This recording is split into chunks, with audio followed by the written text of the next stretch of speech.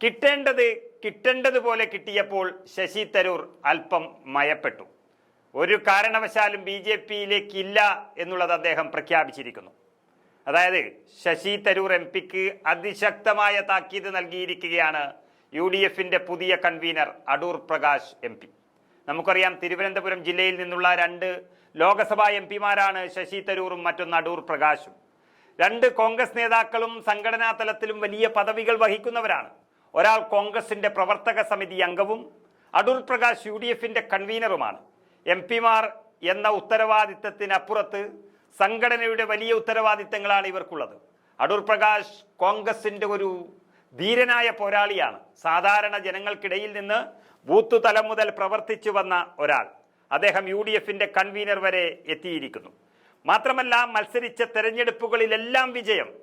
അത് MLA-ക്കായാലും MP-ക്കായാലും അത് സീറ്റുകൾ പിടിച്ചെടുത്തുകൊണ്ട്, വെറും വിജയമല്ല, CPM സിറ്റിംഗ് സീറ്റുകളായിരുന്ന വലിയ മണ്ഡലങ്ങൾ പിടിച്ചെടുത്തുകൊണ്ടുള്ള വിജയമായിരുന്നു. അതുകൊണ്ട് തന്നെ അടൂർ പ്രകാശിന്റെ കൺവീനറായുള്ള വരവ് UDF കേന്ദ്രങ്ങളെ വലിയ ആവേശഭരിതമാക്കിയിരിക്കുകയാണ്. എന്നാൽ ശശി തരൂർ ആകട്ടെ ഒരു ബൂത്ത് കമ്മിറ്റിയിൽ പോലും പ്രവർത്തിക്കാതെ നേരെ തിരുവനന്തപുരത്ത് നിന്നും MP-യായി, കേന്ദ്രമന്ത്രിയായി, AICC-യുടെ അധ്യക്ഷ സ്ഥാനത്തേക്ക് മത്സരിക്കാൻ പോയി. കോൺഗ്രസ് പ്രവർത്തക സമിതി അംഗമാണിപ്പോൾ. അദ്ദേഹത്തിന് അതിൻ്റെ കഴിവും ലോകപരിചയമുണ്ട് എന്നുള്ളത് മറ്റൊരു കാര്യം. എന്നിട്ടും ആ പാർട്ടിയെ പ്രതിരോധത്തിലാക്കുന്ന ശശി തരൂറിനെ അടിച്ചൊതുക്കുകയല്ലാതെ വേറെ വഴിയില്ല. ഒരുപക്ഷെ ശശി തരൂർ BJP-യിലേക്ക് പോകാനുള്ള നീക്കമായിരിക്കാം. അത് പോകുന്നുണ്ടെങ്കിൽ പോകട്ടെ. വലിയ വലിയ സ്ഥാനങ്ങൾ നൽകാൻ ഇപ്പോൾ BJP-ക്കും നരേന്ദ്രമോദിക്കും മാത്രമേ കഴിയുകയുള്ളൂ.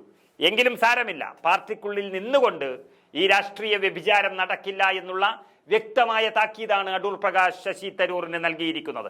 അത് UDF കൺവീനർ എന്നുള്ള നിലയിൽ അടൂർ പ്രകാശ് തരൂറിനെ ഓർമ്മിപ്പിക്കുകയും ചെയ്തിരിക്കുന്നു. അടൂർ പ്രകാശ് തരൂറിനോട് പറഞ്ഞത് ഇങ്ങനെയാണ്: കോൺഗ്രസുകാരൻ ആ ചട്ടക്കൂടിനുള്ളിൽ നിന്നുകൊണ്ട് പ്രവർത്തിക്കണം. അത് തരൂറിന്റെ മാത്രമല്ല, താൻ ഉൾപ്പെടെയുള്ള എല്ലാ പ്രവർത്തകരുടെയും ചുമതലയാണ്. പാർട്ടി പ്രവർത്തകൻ എന്നുള്ള നിലയിൽ ജനങ്ങളാണ് നമ്മളെ തിരഞ്ഞെടുക്കുന്നത്.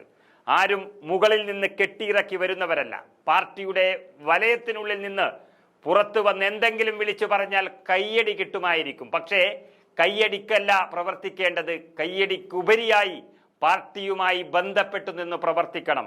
ആ വലയത്തിനുള്ളിൽ നിന്ന് പ്രവർത്തിച്ചോളണമെന്ന താക്കീതാണ് തരൂറിന് അടൂർ പ്രകാശ് നൽകിയിരിക്കുന്നത്. എന്നാൽ ഇതിന് കഴിയില്ല എന്നുണ്ടെങ്കിൽ സ്വതന്ത്രനായി നിന്ന് മത്സരിച്ച് വിജയിക്കണം. അടൂർ പ്രകാശ് ശശി തരൂറിനോട് ഓർമ്മപ്പെടുത്തി വ്യക്തമായി പറഞ്ഞു കൊടുത്തു. അങ്ങനെ സ്വതന്ത്രനായി നിന്ന് മത്സരിച്ച് വിജയിച്ചാൽ പാർട്ടി പറയുന്നതൊന്നും കേൾക്കണ്ട, പാർട്ടിയുടെ ലെവലിലാണ് ജയിച്ചത് എങ്കിൽ കേട്ടേ മതിയാകും. പാർട്ടി എടുക്കുന്ന തീരുമാനത്തിനൊപ്പം നിൽക്കാതെ പാർട്ടി നിർദ്ദേശിച്ചില്ല എങ്കിലും ഞാൻ പോവുമെന്ന് പറയുന്ന നിലപാട് ശരിയല്ലെന്നും ഒരിക്കലും അംഗീകരിക്കാൻ കഴിയില്ലെന്നും അടൂർ പ്രകാശ് തരൂറിനെ വീണ്ടും വീണ്ടും ഓർമ്മിപ്പിച്ചു. ഇന്നലെ മുതൽ കോൺഗ്രസിനൊരു അഭിപ്രായമുണ്ട്, അത് സ്വീകരിക്കൽ തരൂറിന്റെ ഉത്തരവാദിത്തമാണ്. കോൺഗ്രസ് എന്ന മാതൃസംഘടനയെ അപകീർത്തിപ്പെടുത്തുന്ന രീതിയിലേക്ക് ആര് പോയാലും അത് ശരിയല്ല. ഏത് വലിയവനായാലും ചെറിയവനായാലും പാർട്ടി ചട്ടക്കൂടിനുള്ളിൽ നിന്ന് പ്രവർത്തിച്ചോളണം. ഈ മുന്നറിയിപ്പാണ് തരൂറിന് നൽകിയിരിക്കുന്നത്. വർക്കിംഗ് കമ്മിറ്റി മെമ്പർ എന്ന നിലയിൽ വലിയ പദവിയിൽ ഇരിക്കുന്ന ഒരാളോട് ഇത്തരം നിലപാടെടുക്കുമ്പോൾ അത് ക്ഷീണം ചെയ്യുമോ എന്ന് തരൂർ ചിന്തിക്കണം.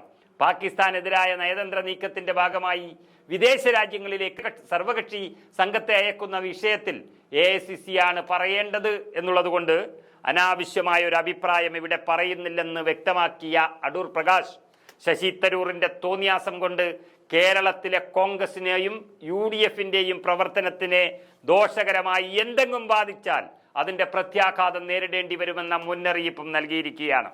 എല്ലാത്തിനും മുകളിൽ പാർട്ടിയും മുന്നണിയുമാണെന്നും അതിനെ തുരങ്കം വെക്കുന്നവർ ആരായാലും വിട്ടുവീഴ്ച ചെയ്യില്ല എന്നുള്ള മുന്നറിയിപ്പ് തെരഞ്ഞെടുപ്പ് കാലത്തെ പൊതുവായ മുന്നറിയിപ്പായിട്ടാണ് കൺവീനർ അടൂർ പ്രകാശ് നൽകിയിരിക്കുന്നത്.